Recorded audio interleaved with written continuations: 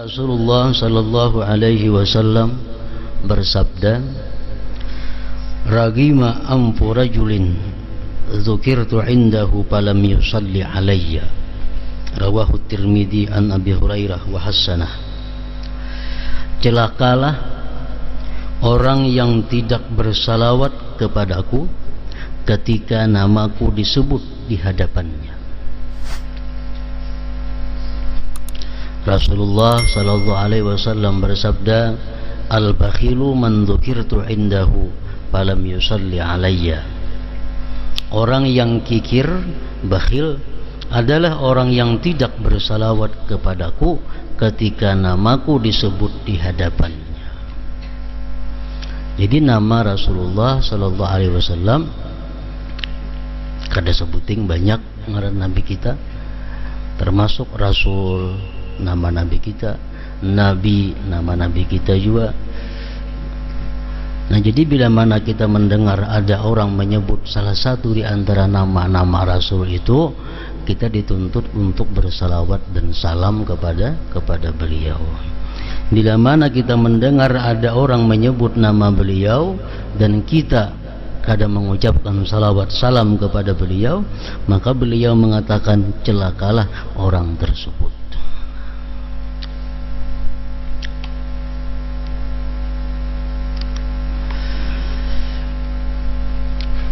Lalu timbul ada satu pertanyaan, apakah kita setiap kali mendengar nama beliau itu kita dituntut untuk bersalawat?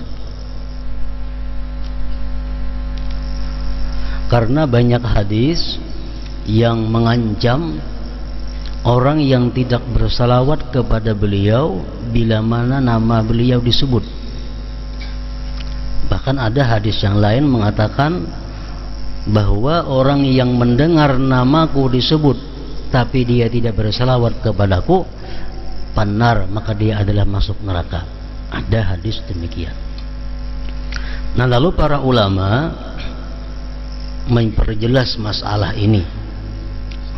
Apakah kita itu dituntut setiap kali mendengar nama beliau kita dituntut bersalawat, atau kayak apa?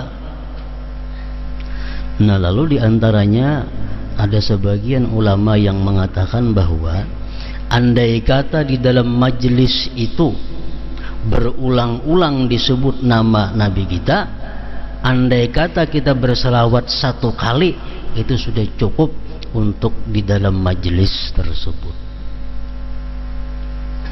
Pembacaan orang ceramah mungkin ada yang berpuluh-puluh kali menyebut nama Nabi kita, atau bahkan mungkin beratus-ratus kali orang menyebut nama kita.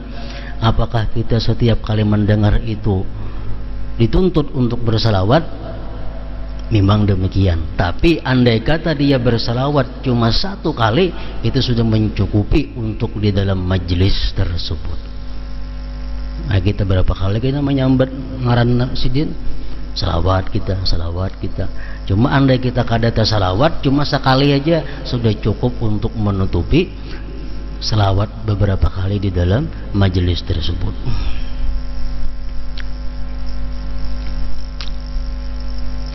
Al-bakhil man dzukirtu indah falam yusalli alayya.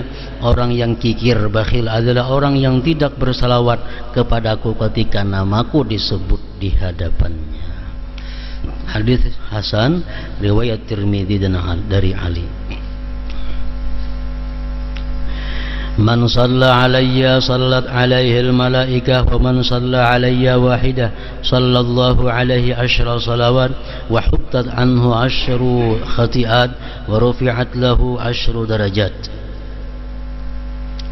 Barang siapa bersalawat kepadaku, ujar Nabi kita, maka para malaikat akan bersalawat kepadanya. Salawat malaikat kepada kita itu adalah memintakan ampun kepada Allah subhanahu wa ta'ala. Jadi andai kata kita bersalawat kepada Nabi kita, maka malaikat memintakan ampun kepada Allah terhadap dosa-dosa kita.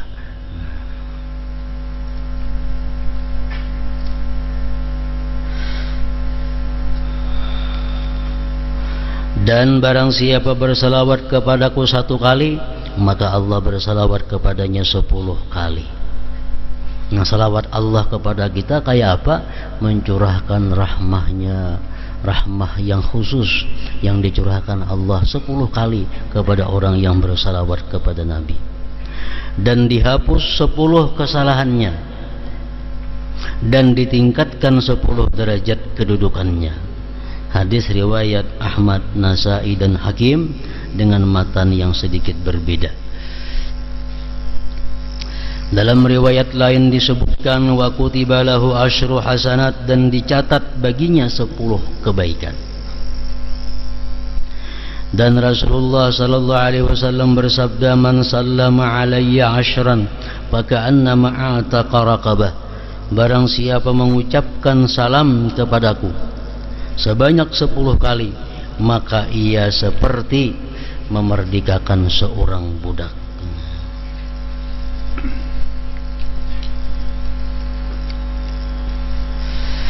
La yaridanna alayya aqwamun wa a'rifuhum illa bikathrati salawatihim alayya.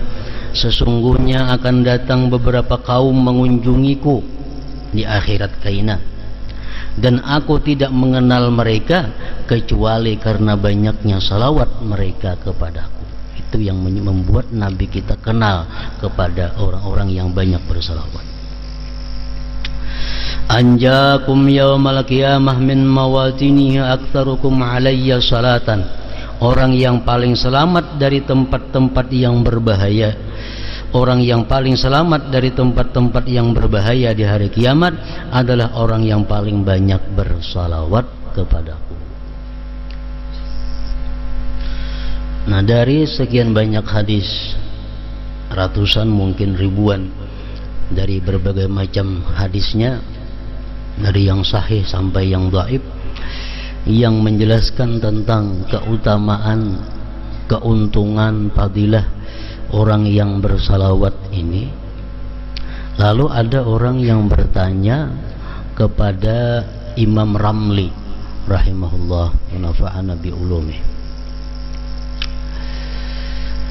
Ujar orang lawan Imam Ramli itu mengatakan, pertanyaannya, halil abdalu al-istighfaru awil istighalu bis salati wassalam ala nabi sallallahu alaihi wasallam aw yufraqu baina man ghalabat ta'atuhu was salatu lahu afdal am ma'asihi fal istighfar lahu afdal. Fa'ajaba bi anna al-istighala bis salati wassalam ala nabi sallallahu alaihi wasallam afdalu min al-istighal bil istighfari mutlaqan. Ujar orang, wahai Imam Ramli, mana baiknya, mana lebih utamanya kita beristighfar dengan bersalawat dan salam atas Nabi? Mana afdalnya?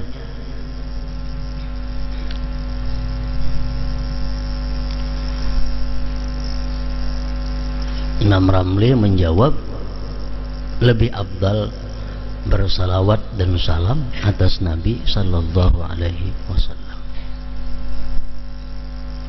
Atau ujar orang, pertanyaannya,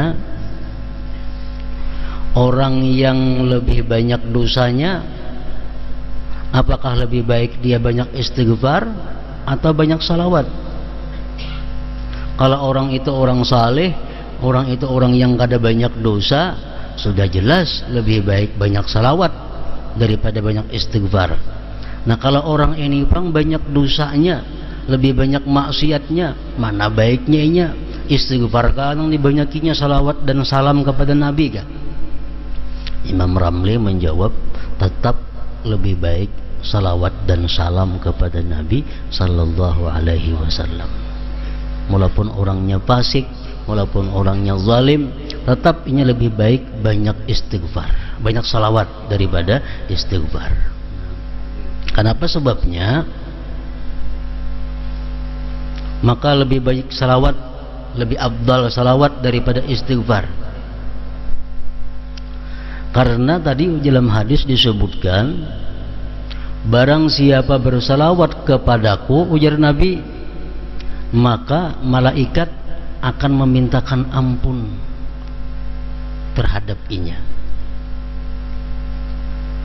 Nah, jadi kita walaupun kita kada beristighfar, tapi kita membaca salawat, itu malaikat yang memintakan ampun kepada Allah terhadap dosa kita. Dan malaikat memintakan ampun kepada Allah terhadap dosa kita itu lebih baik daripada kita sendiri yang minta ampun kepada Allah. Karena malaikat itu orang yang dekat dengan Allah. Setiap kali kita berselawat, malaikat berkata, Allahumma ghfir lahu, ya Allah ampuni dia. Bila kita berselawat, malaikat bersuara, Allahumma ghfir lahu, ya Allah ampuni dia. Tapi kalau kita istighfar saja, malaikat kada umpat mintakan ampun kepada kita. Tapi kalau kita berselawat, otomatis malaikat umpat memintakan ampun terhadap dosa-dosa kita itu. Nah, jadi baik orang yang saleh, baik orang yang fasik, yang banyak dosanya, memperbanyak salawat dan salam kepada Nabi itu lebih utama daripada istighfar. Nah, jadi artinya porsinya dalam sehari semalaman ini kita lebih baik banyak salawat daripada istighfar. Kalau istighfar misalnya 100 atau 70, nah salawat lebih daripada itu.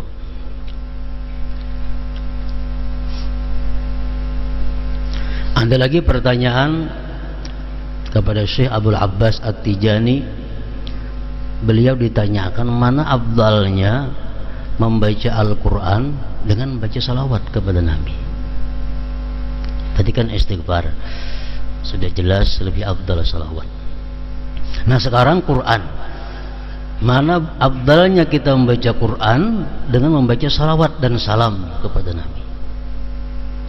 Abdul Abbas At-Tijani mengatakan, bagi orang-orang yang lebih banyak dosanya, bagi orang-orang yang tergolong fasik, lebih baik membaca salawat daripada membaca Al-Quran.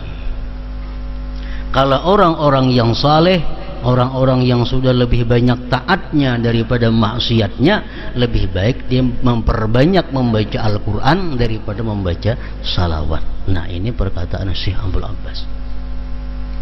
Kenapa sebabnya?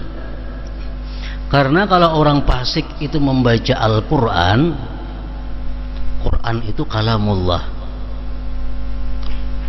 Quran itu adalah wahyunya Allah. Kalau orang fasik membaca Al-Quran, dikhawatirkan satu, kurang beradab dengan kalam Allah. Yang kedua, barangkali yang dibacanya itu Al-Quran mengutuk dengan dirinya sendiri. Misalnya orangnya zalim, kalau membaca Al-Quran, dalam Quran ada apa? La'natullah ala zalimin, laknat Allah atas orang zalim. Berarti dia melaknat dirinya sendiri. Atau dia fasik, dia baca Al-Quran, wa ammal ladzina fasaqu fa ma'wahumun nar, orang-orang fasik itu masuk neraka. Berarti dia sendiri mengatakan dirinya masuk ke neraka. Nah, untuk orang-orang fasik, orang-orang yang banyak dosa, lebih baik perbanyak salawat. Itu ujar Syekh Abdul Abbas tadi. Dalam kitab Sa'adatud Darain, panjang lebar dijelaskan kisahnya itu.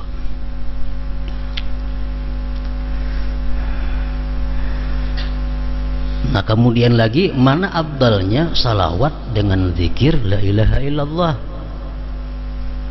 Nah, itu sudah disebutkan oleh Rasulullah Sallallahu Alaihi Wasallam bahwa abdalul zikir, paling abdal zikir itu adalah la ilaha illallah. Itu paling abdal sudah. La ilaha illallah itu sama nul jannah, itu harganya surga.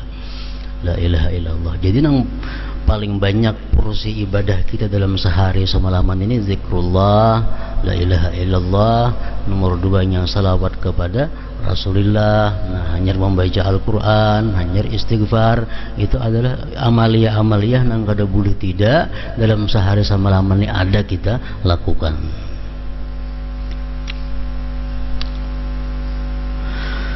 Abu Bakar Siddiq radhiyallahu anhu berkata, salawat kepada Nabi lebih cepat menghapuskan dosa daripada air dingin memadamkan api. Dan mengucapkan salam kepada beliau adalah lebih utama daripada memerdekakan budak.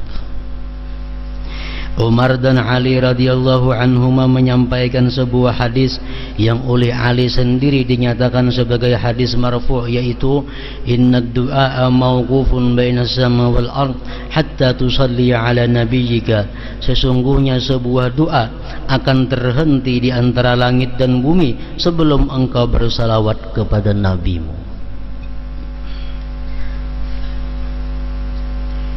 Dalam riwayat lain disebutkan ad-du'a bainas salataini alayya la yuraddu wa anna Allah wakkala biqabri malakan a'tahu asma'al khalaiq fala yusalli alayya ahadun ila yaumil qiyamah illa ballagani bismihi wasmi abihi hadza fulan ibn fulan qad shalla alaihi. Doa yang dipanjatkan di antara dua salawat kepadaku tidak akan ditolak. Sebelum inya berdoa, inya bersalawat dulu. Karena hendak ampe ditutupnya dengan salawat. Jadi doa itu anaknya di tengah-tengah salawat.